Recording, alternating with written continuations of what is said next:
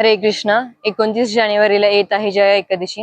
ही एकादशी केल्याने व्यक्ती भूत पिशाची योनीमध्ये जात नाही आणि जन्म मृत्यूच्या चक्रातून मुक्त होऊन पुन्हा भगवत धाम प्राप्त करू शकतो. भले त्याने वर्षातील दुसरे कोणतेही व्रत केले नसले तरी या एकादशीच्या पालनाने त्याला हे सर्व फळ मिळते. तर जाणून घेऊयात की आपण या एकादशीचे महत्व काय आहे. एकादशी माघ मासातील शुक्ल पक्षात येते.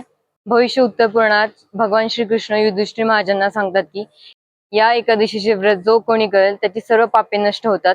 त्याला सर्व प्रकारचे दान केल्याचे फळ मिळते. तसेच सर्व प्रकारचे यज्ञ आणि सर्व पवित्र नद्यांमध्ये स्नान केल्याचे फळ मिळते.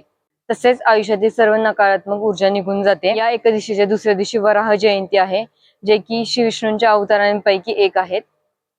त्यामुळे या एकादशीचे महत्व अजूनच वाढलेले आहे. या एकादशीचे पालन नेहमीप्रमाणेच तुम्हाला करायचे आहे. जास्तीत जास्त हरिनाम संकीर्तन करायचं आहे. भगवद्गीता भागवतमचं वाचन करायचं आहे.